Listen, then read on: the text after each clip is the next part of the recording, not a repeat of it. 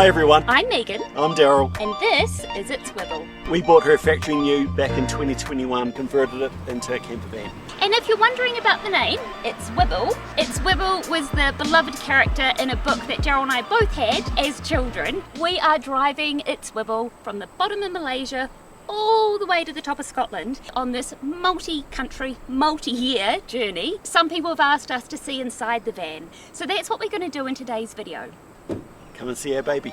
Alright, so I'm going to show you around the exterior of It Zwibble, starting from the front, and I'll just work my way around back and hopefully I don't miss anything. Let's start with our tyres. We've got some Maxxis Razor all-terrain tyres. This is a purchase I have no regrets on. They've taken quite a bit of punishment. Right, so It Zwibble is in a two-wheel front wheel drive configuration. I will admit, if we could go back in time, I would take the all-wheel drive option, but too late now.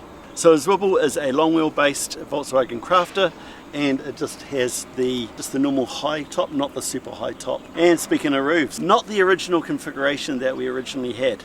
We had 5 solar panels originally that gave us 1080 watts of solar, but due to shipping it to Malaysia, we had some damage, and these are the replacements. Now we've got 3 400 watt panels of solar, giving us 1200 watts of solar. So we've got 2 Maxxis fans on our roof. We have removed the lids to allow this configuration. She's a diesel, 75 litres.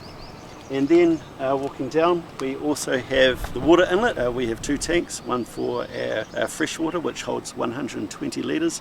We've also got a grey water tank which holds 100 litres, and they are both mounted underneath the chassis. This here is our shore power connection, and would you believe it, we've actually never used it, but it's good to have.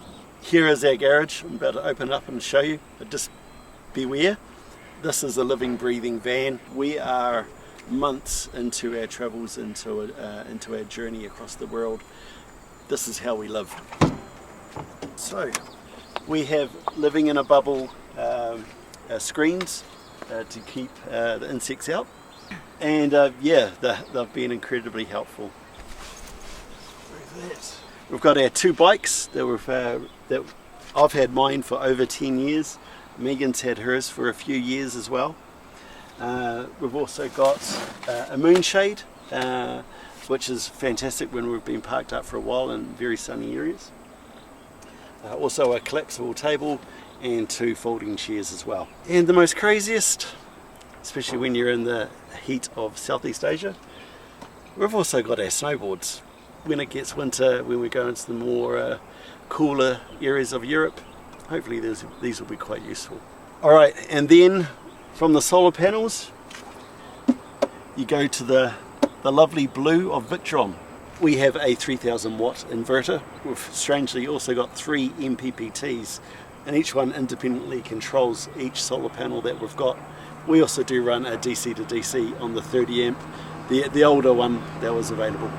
Yeah, and then down underneath, we've got 3 100 amp hour lithium batteries. If you'd like to know more about my setup, please put it in the comments. I'm more than happy to message you, or if you want me to, I can probably give a more dedicated full-on view of our setup if you wish. And because we're running a diesel, I've got 10 litres of AdBlue just in case. So we've got both our bikes and our storage containers both on heavy duty draw slides. There is a bit of a trick to getting it all out. As you can see, we've got it pretty much packed to the gunnels. And also at the back we also have our Max Tracks, just in case we should ever need them. So above that we've got our more heavy duty travel bags. So a lot of what we carry here is off-season clothes, winter clothes at the moment, and also a lot of tools. Also just wedged in here, we've got our hoses that connect up to a hose fitting for our freshwater, and also the outlet hose for our grey water tank as well. I've also got an emergency 10 litre of fresh clean water. We've also got a little outside water hose. We also have our shore power connection that we can hook up into shore power with It Zwibble. Further from that there, we've got a recovery rope. Hopefully we do not need it.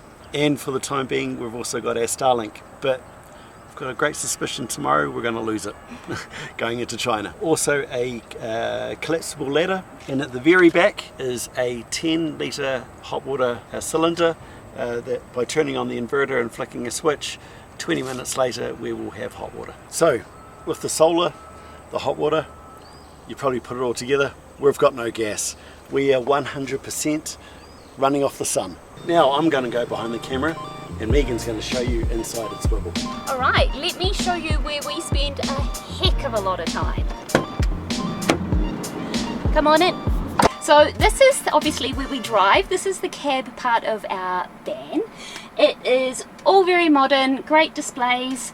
We have this big screen. We have a few charging things up here just to make sure that we can keep ourselves going on the road. And we use the side pockets for key things like keeping ourselves sun and waterproof. And then up the top here, that's where we keep all of our driving documents and things that we need. So this is us in drive mode. Let me show you it in house mode, because I'm sure that's what you actually want to see. When we ordered the van from the factory, we got 3 additions that we knew were going to be really important for us in van life.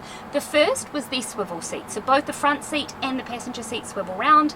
That gives us really good seating here in this area. The second thing is because we had swivel seats, we had to get a specialist handbrake. And then the last thing is we actually got this shelf put in above the cab, and it's up here that we store our window coverings. We've got our backpacks up there and just stuff that we use kind of grab and go, hats, things like that. So this is our living room configuration. It's here that we eat, that I use this side for editing. Sometimes when we're filming, we film this way, and you may have seen Daryl's video that we released the other day showing that. This is also where we spend a lot of time playing games, card games, that kind of thing, keeping ourselves entertained on the road. This is a lagoon table. It moves, it swivels, we've got lots of options with it, and it was an absolute must-have here in the van. In our living room area, we've got some storage that we've maximised. So we built, everything has an overhead cabinet. There are 7 of them in the van.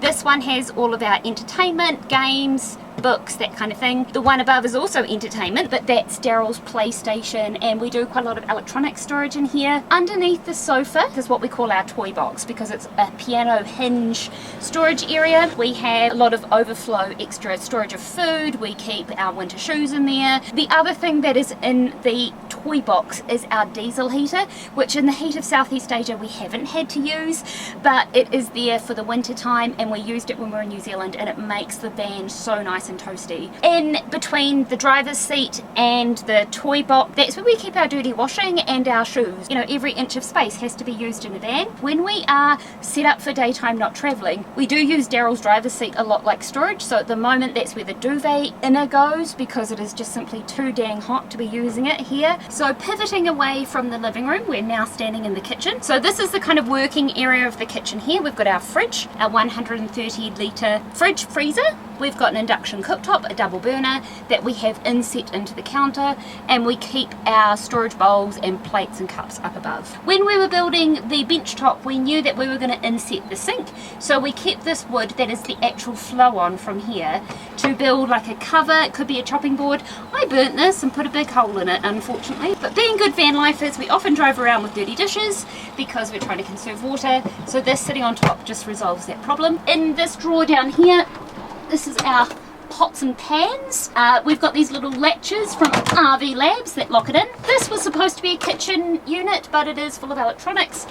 And then this is probably my favourite drawer, because it's not a drawer. So let me just show you. As we pull it down, this is where we keep our cleaning stuff, extra filters for the water filtration system. We keep our toilet paper in here. Because the sink is here, this couldn't easily be a drawer, and we need to have the water filtration system. So instead of doing that, we made a fake door that magnetizes on. So we have this awesome sink here. It has a pull down thing. If we ever wanted, we could out the window, but because we've got the shower at the back, we don't need that as a feature. We also have an inbuilt water filtration system, water pump switch here, and the electric water heater switch just back there. So the logic is logicking. Further down in the kitchen, we've got the cutlery drawer, our microwave that is also a grill, and then rubbish bins underneath. You're probably thinking, gosh, how do they afford the weight of having tiles in the kitchen? Oh, these are stickers. I want to show you one of my favourite things that we built in the camper. We have this full-length pantry. So the top shelf is where we keep all of our linens. This middle shelf is where we're keeping out, this is all laundry stuff, and then along the side I've got all the supplements that I've got to take. So we have these pull-out drawers. This is where we keep the bulk of our dry food, and we bought these little storage containers that stack up, bottles down the side, and then further down we've got just kind of pantry items in this one, and then down the bottom, heavy drawer, but it's where we keep our drinks, including the coffee maker and apparently the eggs. And at the bottom we've got Daryl's toiletry bag because we've got to put it somewhere.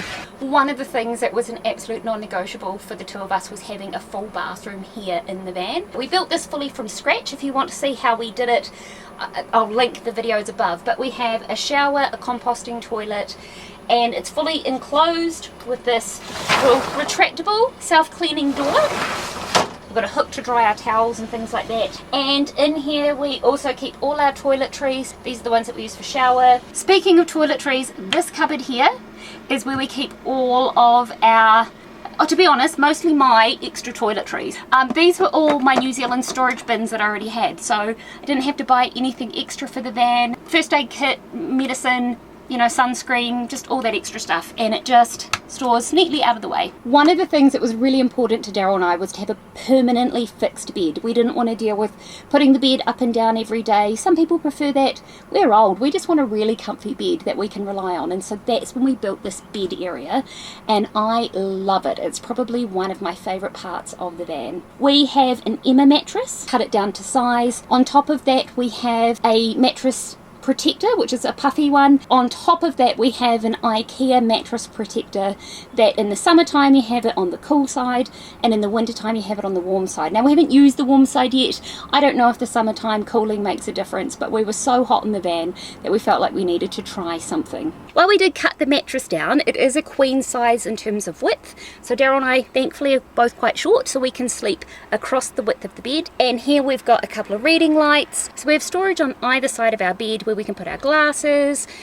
We both charge our phones up here, and also I keep things like night cream and lip gloss and that kind of stuff, so that's fantastic. We have across from us, this is where we keep our clothes. Daryl has one cupboard and a little cubby at the end. I've got two cupboards, and essentially that's enough for us. And then, like Daryl said, we keep our off-season clothes underneath. The bed area is just high enough for us. We could sit up in here, and I do actually like sitting up in here with the back doors open and being able to enjoy the view. One thing that we don't have in the camper van is we don't have air conditioning, but what we do have is we've got two max air fans, as Daryl said, one in the front, one in the back. And the way it works in terms of keeping airflow going is we've got these two side windows up here.